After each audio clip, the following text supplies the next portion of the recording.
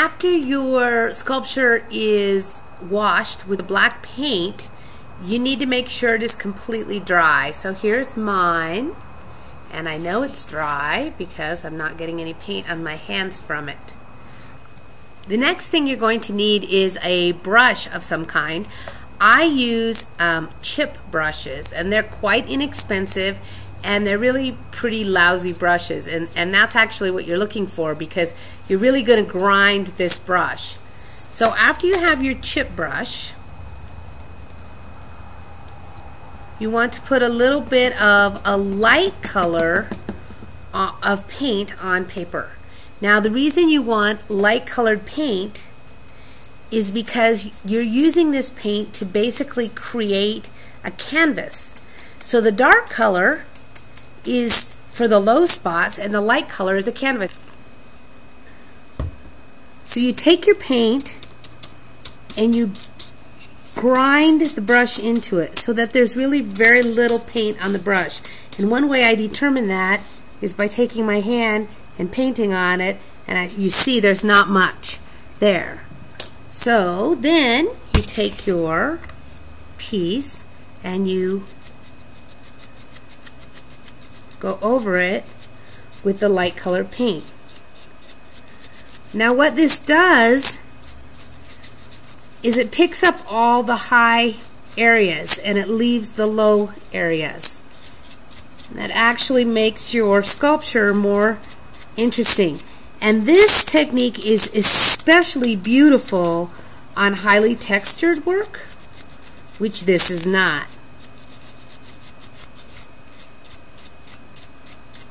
Now oftentimes with my high school students, they really like the way this looks. And so they ask me if they can just leave it like this, and my response is generally no. That they can go ahead and finish it, and then if they like that look, they can go back to it. But they won't know what they really like unless they see it all. Now you can see there are some places, like right here, that it's actually a little muddy. And that's because the paint was not completely dry. I thought it was. So you really need to make sure it's dry. After you've done this technique, you need to let the whole piece dry completely again. And the dry brushing will continue on this piece layer after layer after layer with different colors.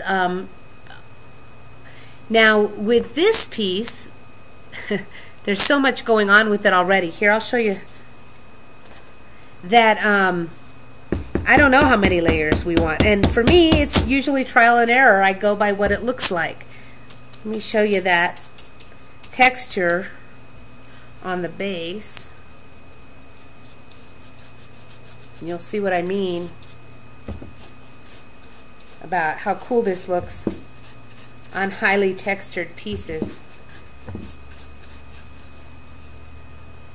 Okay.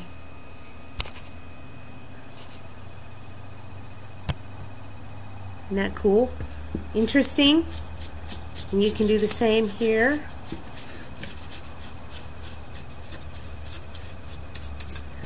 But what you really might be noticing is that I'm not gentle with this, and I don't have a lot of paint on my brush, so I really can't be too gentle because there's not much paint. And if I'm super gentle, there just won't be any. Now see, you can see here where I had too much paint right up here. It's just kind of covered. Now with that, I have a couple choices. I can leave it and see what happens as I do more layers, or I can actually just go back with the black wash over it and let it dry, and then put the white back on again.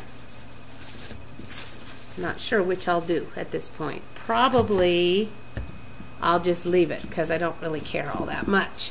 If it were a piece that I was really loving, I would probably put black on it and then go back. Cool. So that's the same process that you want to use on your little pieces too, and that will take a bit of time for you.